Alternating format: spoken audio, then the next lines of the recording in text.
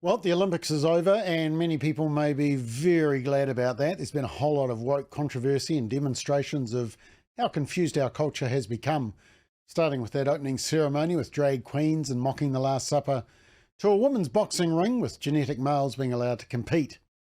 But there was almost another major gender controversy at the Paris Olympics. You might not have heard about it, but it's the Olympics where they have men's and women's divisions, but they don't actually test. They just say, show us your passport. Oh, and there was some breakdancing and there was some soccer. Let me tell you about it.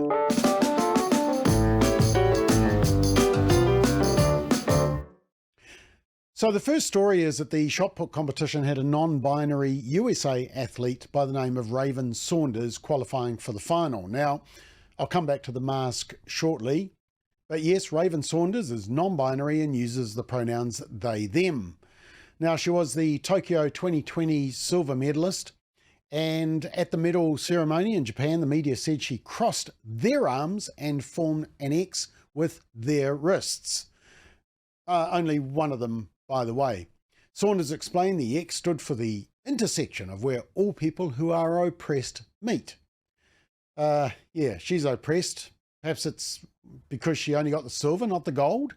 Or maybe she didn't mean to dye her hair that colour. But look, it's weird because I thought it stands for X chromosomes, of which she has two, XX, woman, which is why she's in the women's section. So, I mean, it's all very confusing, isn't it? But actually, the boxers did it with just their fingers, not their wrists. So, but it also immediately begs a question. If they is a they, them, why is they competing in the women's competition? Anyway, don't even think about it. Now, this is her at the Tokyo Olympics, and yeah, that looks pretty scary anyway. Now, according to the report in the Daily Mail for this Olympics, and there was also a report in Stuff as well, it said Saunders, back competing after an 18-month ban for missing 3 doping tests, has caused a stir by adopting the alter ego of the Hulk. Let me just show you what that looks like before taking the character to a new level. Yep, appearing in the games today, they wore a mask. Their hair was dyed neon green and purple. Gold grills covered their teeth and long fingernails on their left hand were bedazzled in Team USA colours with the letters HULK. Whew, the reporter managed to completely garble a simple sentence into the language of woke. But then the trouble began because most people just wanted to speak normal English and tell the truth. Now, according to the report and Stuff, BBC commentator Steve Backley was corrected live on air by his co-commentator. And that's Steve on the left. And he is the former Olympic javelin medalist who has become the voice of the BBC's athletic field coverage. And he was calling the qualification round of the women's shot put when America's Raven Saunders was shown on the screen. And his co-commentator there was Jasmine Sawyers. But as Steve, a dude, introduced Saunders, he mistakenly referred to the athlete as female and said she, because that's what she is, and wonder why she's in the women's competition competing against other women. And he said, the colourful character of Raven Saunders is back. Good to see her back. Sort of see her, I mean, Backley said, referencing the mask. Now, that is actually hilarious. Good to see her, sort of. Now, her co-commentator responded, as a school teacher would, dealing with unacceptable behaviour in the classroom, and said, well, we can't actually see them very well.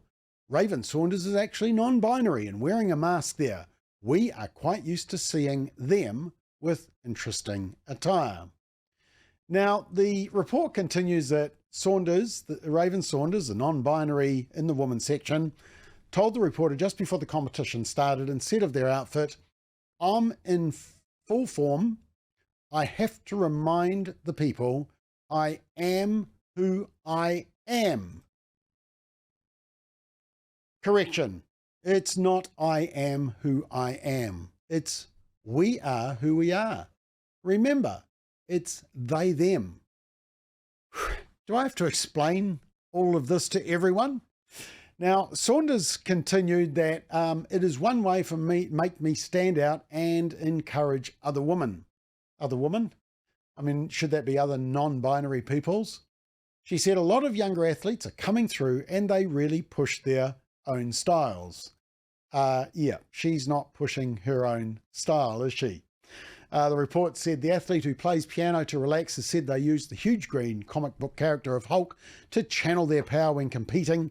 That's when Hulk comes out. They added the Hulk was smashing everything that needed to be smashed. She told Yahoo News that after an adolescence in which controlling her temper was frequently an issue, she learned how to compartmentalize the same way Bruce Banner learned to control the Hulk. Learned how to let the Hulk come out during the right moments, and that way it also gave him a sign of mental peace. And so when Saunders put on the mask and picks up the shot, it's a signal to unleash their inner Hulk. Now, she came 11th out of 12 in the final, and interestingly, our New Zealander, a woman, without a mask, got the silver. Well done. But a BBC source said that Backley's comments were unintentional, adding that Jasmine Sawyers, the co-commentator, immediately clarified that Raven Saunders is non-binary for audiences. It really begs a question for future Olympics, doesn't it? Will we be able to have men's and women's categories in the near future? And will every commentator be thinking twice, trying to think, now, what's this commentator's preferred pronouns? They, them, sie, ze, er? I mean, it'll be exhausting. And the next Olympics are in California, so anything could happen. Then there's a story about soccer at the Olympics. Now, you've probably heard of Megan Rapinoe from the US women's soccer team, who love to preach to everyone her woke views. Now, Rapinoe is in a same-sex relationship. That's her on the right there. Refused to stand for the playing of the national anthem, said she would never go to the White House, hates Trump, and argued for the inclusion of trans players in women's sports, which is kind of ironic given that the US women's soccer team lost to a high school boys team in a 2017 matchup. Now, Megan Rapinoe, you might remember last year, she also missed a crucial penalty in the Women's World Cup final in New Zealand that lost the US the title. So maybe she should focus less on woke and more on scoring. But the US national women's team has a very woke, pro-LGBT culture, and it was a big controversy in 2015 because that was the year same-sex marriage was established in all 50 states. And defender Jaylene Hinkle, one of the best left backs apparently in women's soccer in the US, and this Breakpoint article is saying that the team is so woke it's about ideology first and actually winning the game second. But Jaylene Hinkle took to social media to air her frustration about same-sex marriage and saying, the world is falling farther and farther away from God. All that can be done by believers is to continue to pray, end quote. Well, like Israel Folau, she became public enemy number one. And in 2017, she was actually called into the national team.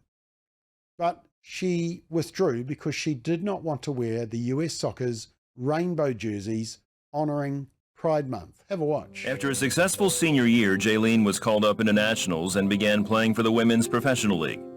Then in 2017, she was invited to play for America in 2 international friendlies games. When you honestly take a second and step back and almost have that outer body experience of just, I'm being invited to play the game I love for my country. There's an emblem of the US flag on your chest. That's huge. Then, days before the event, it was announced that the team jersey was designed to honor the LGBT community.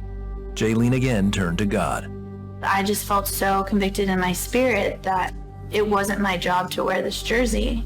And I gave myself 3 days to just seek and pray and determine what he was asking of me to do in this situation.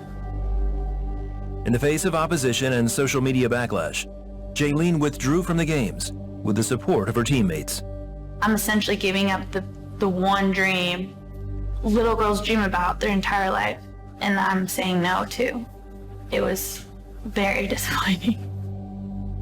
And I think that's where the peace trumped the disappointment, because I knew in my spirit I was doing the right thing. I knew that I was being obedient. And like, just because you're obedient doesn't make it easy.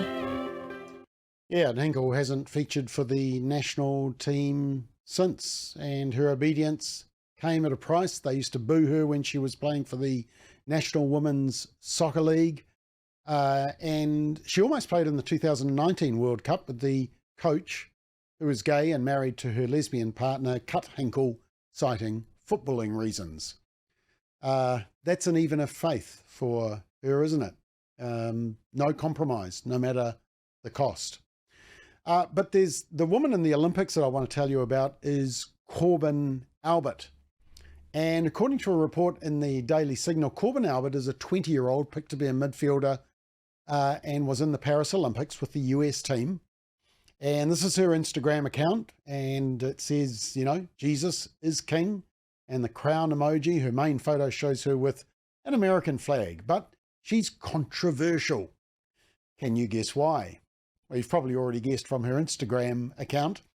The Associated Press reported earlier this year about a controversy over midfielder Korbin Albert's social media posts, while the New York Post headlined a June article, "Controversial star Korbin Albert named an Olympic team," and USA Today said Albert became the centre of controversy in March. So what exactly did Korbin what did she do? How did she earn the word controversy? Well, it was when it emerged that Albert held Christian beliefs. And the soccer star reportedly shared a video on social media of a person in a church wearing a Jesus Wins shirt, discussing how, with regret, how he had pursued same-sex attractions and a transgender life. Now, her activity caught the attention of Megan Rapinoe, who wrote, "To the people who want to hide behind their beliefs, I would just ask one question. Are you making any type of space safer, more inclusive, more whole, any semblance of better, bringing the best out of anyone? Because if you aren't, all you believe in is hate, and kids are literally killing themselves because of this hate. Wake the F up, yours truly." Yeah, poor wee buttercup Megan Rapinoe. I mean, that sounds really inclusive, doesn't it? And also very hateful, because you've got someone sharing their own testimony, their personal reality. But Megan Rapinoe is out to troll Christians to have a go at them. But the other reason that Megan Rapinoe doesn't like Korbin Albert is that when Rapinoe played her final game before retiring and badly injured herself at the beginning of this year, she told the media that this is basically proof there is no God and it's effed up. Have a watch. I thought about it a little bit. I mean, I'm not a religious person or anything, and if there was a God, this is proof that there isn't. So yeah, it just Yeah, charming. So she insults Christianity, she insults God, and she insults Christians for their faith. Now, Korbin Albert dared to defend her own personal faith, and she simply liked a post on Instagram that read, "God taking time off from performing miracles to make sure Megan Rapinoe sprains her ankle in her final ever game." Now, I think, just thinking aloud, I think that was actually a Babylon Bee kind of humour post. It's what you call a roast, a comeback that puts Megan Rapinoe's disrespectful statement in its place. But remember, tolerance and inclusivity only go one way. And it was Korbin that apologised, but not Megan Rapinoe. No, of course not. Now, the report also says that Albert also posted a video during the 2023 4th of July weekend on TikTok, showing her family taking turns stating that their pronouns are USA. Oh, very, very naughty. Anyway, guess what?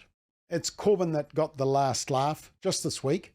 The US soccer team won the gold medal. She was part of the gold winning team, and she provided the assist for the winning goal that gave them the 1-0 victory over Brazil. That's her on the right. Of course, the other hilarious bit is that Korbin is now number 15, which is Rapinoe's retired number of 15. So it's finally been worn by a real winner, who also loves God and knows who has actually given her the talent that she has. And just finally, did you hear about the Australian breakdancer? No, nor did I. This is what breakdancing is supposed to look like, and this is a 8-year-old, and that is pretty impressive. That is breakdancing. I got exhausted just watching. And then there was this one from Australia, the best woman breakdancer in Australia. Yeah, that's great. Now, the Daily Mail reported that Rachel Gunn, whose stage name is Ray Gunn, went viral across the world after the 36-year-old failed to score a single point in Paris this week. Now, Gunn is a lecturer at Sydney's Macquarie University and has a PhD in cultural studies, focusing on the politics of gender and gender performance and the methodological dynamics between theory and practice. Gunn's LinkedIn page notes that she is interested in the cultural politics of breaking. Let me show you what the chef de mission, Anna Mears, said about this performance. She said that Gunn should be applauded for her courage, and she likened the criticism to historic misogynistic abuse directed at female athletes as they fought for recognition in the sporting world. What I can say is that I love Rachel, and I think that what has occurred on social media with trolls and keyboard warriors and taking those comments and giving them airtime has been really disappointing. If you don't know Rachel's story, in 2008, she was locked in a room crying, being involved in a male-dominated sport as the only woman, and it took great courage for her to continue on and fight for her opportunity to participate in a sport that she loved, and that got her to winning the Olympic qualifying event to be here in Paris. She is the best breakdancer female that we have for Australia. Wow. Now you look at the history of what we have had as women athletes has faced in terms of criticism, belittlement, judgment, criticism, and simple comments like they shouldn't be there. Yeah, nah. Let me quote what feminist commentator and woman Hannah Morelli says in a post on X. This is a woman speaking. So I looked into this, a feminist, by the way. I thought maybe I should feel sorry for the woman. Athletes can choke, and maybe it was cruel for people to be making fun of her. Alternatively, I thought it may be possible she was led up the garden path, told she was a good breakdancer when she wasn't, and I can't imagine anything more humiliating than realising you are in fact not a talented athlete on the world stage. Turns out Rachel Gunn here has a PhD in cultural studies, with a specialty in the gender politics of movement and breakdance. She has written about how including breakdance in the Olympics changes it from a practice within an alternative subculture to a hegemonic one that incorporates the dance into what she sees as Australia's settler colonialist project. I am 100% certain what she is doing here, and wearing the Australian kit even, is trying to make some subversive point she can later write journal articles about. The whole episode is demonstrative of the supreme selfishness of woke identity politics studies. Her little stunt diminishes Australia on the world stage. Hundreds of Australian athletes who will have dedicated their entire lives to athletic excellence will be forgotten, because Rachel wanted to bulk up her ResearchGate profile. Rather than their medals and efforts, this is what Australia will be remembered for. Not to mention the disastrous effect this will have on breakdancing as a sport. Its position in Olympics is not secure and surely won't be taken seriously after this. Good job, Rachel. You really showed those chauvinist nationalists. Hundreds of women and girls will not get their Olympic opportunity now. Rachel represents so much of what is totally lecherous about cultural studies academics. Pick a subject area that will be understudied in your context so you can rise through the ranks quickly. I mean, how many breakdancing academics will there be in Australia? And wreak absolute havoc in lives of the people you want to study. There is no limit to the sheer disrespect they will dole out purely for self-advancement. It's pretty accurate, isn't it? That's coming from a feminist. So next time an Australian friend tells a joke about you, Just say 2 words, break dancing. They'll soon go very quiet. There's our 3 Olympic stories for you. A woke academic breakdancer from Australia, a non-binary masked shot putter in the women's section from the US, and a committed Christian soccer player. Well, 2 of them actually, but one of them at the Olympics, standing for their faith. But are you glad the Olympics have finally finished?